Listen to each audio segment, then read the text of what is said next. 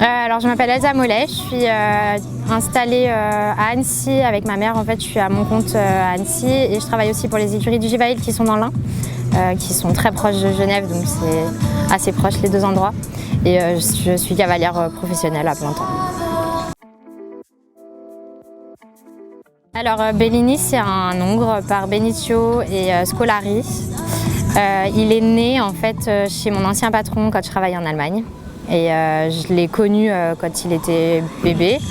Et après moi je suis partie de là-bas et entre-temps il y a Étienne Zeller, le propriétaire du cheval maintenant, qui l'a acheté à Ingo via moi, parce que je le connaissais et puis que je connaissais déjà bien le cheval, donc c'est toujours un peu plus facile parce que je connaissais son historique.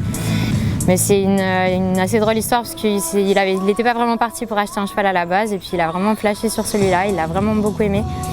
Et il ne l'a même pas essayé quand il l'a acheté, parce qu'il n'avait pas de bottes, pas de pantalon. Il m'a fait confiance et puis déjà il a beaucoup de plaisir avec à la maison et puis j'espère un jour en concours aussi.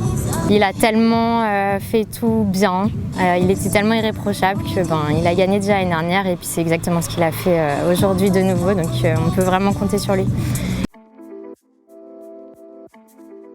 Je pense que vraiment sa plus grande qualité, c'est son mental. Il est tellement studieux, tellement volontaire et on peut vraiment compter sur lui tout le temps. Et c'est incroyable parce que quand on est dessus, même en concours, même quand il rentre sur une piste comme ça avec des gens autour, on a l'impression que son cœur il fait jamais un battement plus fort que les autres. Il est tellement froid dans sa tête alors qu'il n'est pas du tout à monter. Enfin, il est loin d'être mou, mais je sais pas comment, c'est très impressionnant finalement quand on est dessus parce qu'on se dit bon ok, il rentre là-dedans, lui il est calme, donc on y va quoi.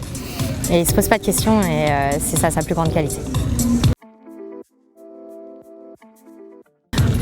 À suivre, dans l'idéal j'aimerais bien essayer de faire les 7 ans ou d'accompagner son propriétaire s'il a un peu plus de temps pour monter. J'aurais beaucoup de plaisir à les envoyer en concours aussi. En plus on sait qu'il est sage et que maintenant le but à la base c'était surtout qu'il soit sage en concours et puis que lui puisse aller en concours et puis en fait le contrat est largement rempli. Je trouve que c'est quand même intéressant de les emmener en concours, déjà même à 4 ans, pour qu'ils soient dans l'ambiance et puis qu'ils n'aient pas des choses trop difficiles dans les reprises, qu'ils aient le temps de se sentir à l'aise. Parce que mine de rien, c'est vraiment différent de monter à la maison, de les avoir bien à la maison et puis d'avoir la même chose dans des conditions qui les mettent mal à l'aise finalement. Ils apprennent à gérer ça et je trouve que c'est quand même plus facile.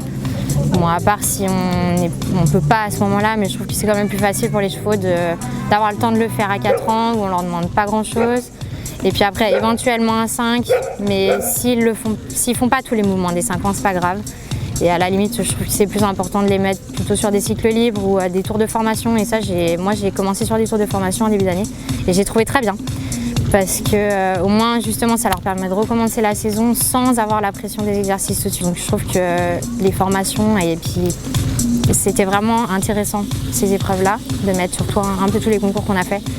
Et moi j'apprécie beaucoup ça. Après la finale c'est vraiment si les chevaux vont bien, c'est pas une nécessité en soi je pense, mais ça leur fait toujours une occasion de plus et puis surtout mine de rien cette piste-là est plus impressionnante que toutes les autres pistes qu'on a d'habitude en concours, donc c'est quand même, si les chevaux sont relativement stables dans leur travail, c'est intéressant aussi de leur faire franchir le cap d'après et puis de les mettre dans des pistes, parce que quand ils auront 7 ans, typiquement ils seront amenés à voir ça quoi. Donc c'est ce qui va les attendre dans le futur, donc c'est ça qui est intéressant je pense. Après il faut les amener s'ils sont prêts, c'est pas une obligation du tout je pense.